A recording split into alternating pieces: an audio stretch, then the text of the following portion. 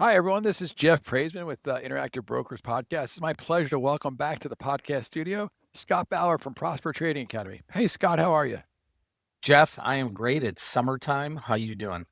I'm good. And for our listeners, Scott joins us basically every other week, comes in the studio. We do a quick talk on the markets, a quick update about the past week, what to look forward to for the next week, and provides a lot of great material for us on our site, IBKR.com. You click the education, the campus, or even go to prospertrading.com.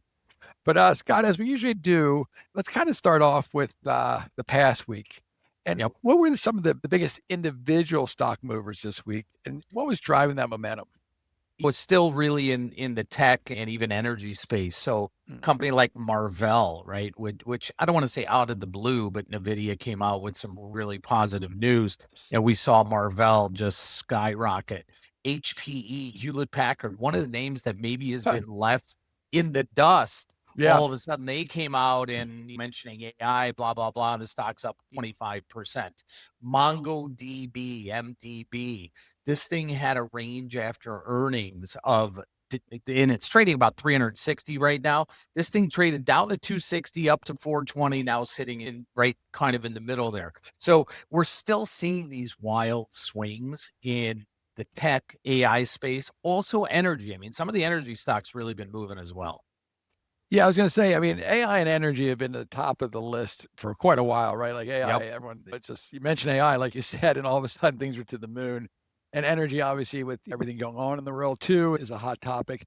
Are there any other kind of investment themes that are kind of, you're seeing some movements in momentum or anything else kind of popping up? Or is it really kind of sticking to the AI and energy I area? mean, that they're getting all the top billing here, but I Mhm. think it's definitely worthwhile to look at some of the retailers that maybe got beaten up a little bit and are, in my opinion, worth really looking at some upside like Costco and Walmart. We talk about the K-shaped economy, and if there's really two stocks out there, two retail stocks that stand to benefit, I think Costco and Walmart are those two. Costco just traded down under 950 or so off of those highs.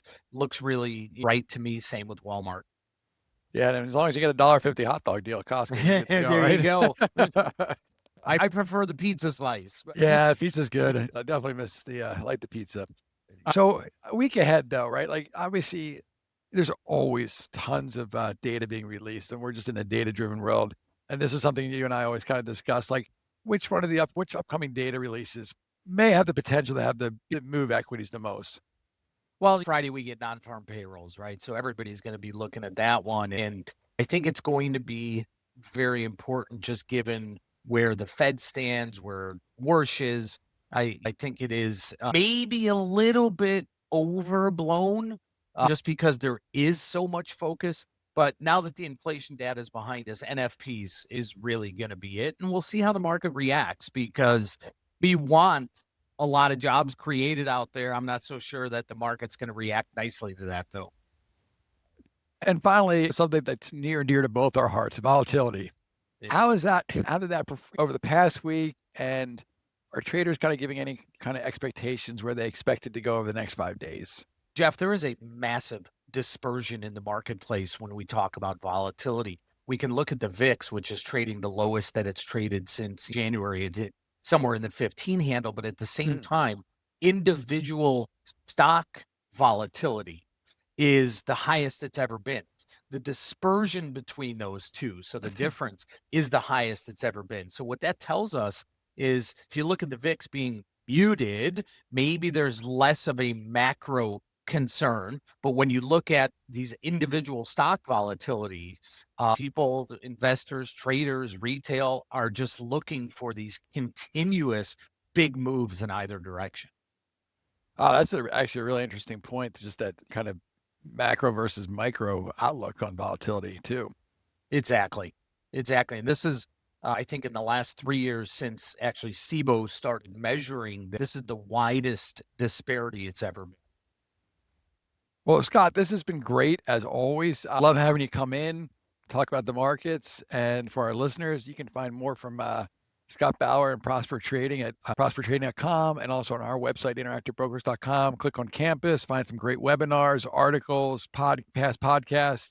And until next time, Scott, thanks again for swinging by the studio. Thanks so much, Jeff.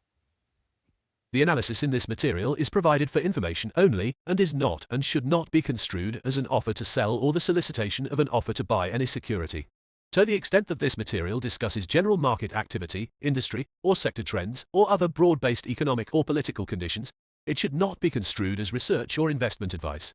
To the extent that it includes references to specific securities, commodities, currencies, or other instruments, those references do not constitute a recommendation by IBKR to buy, sell or hold such investments.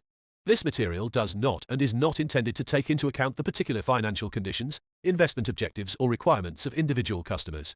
Before acting on this material, you should consider whether it is suitable for your particular circumstances and, as necessary, seek professional advice.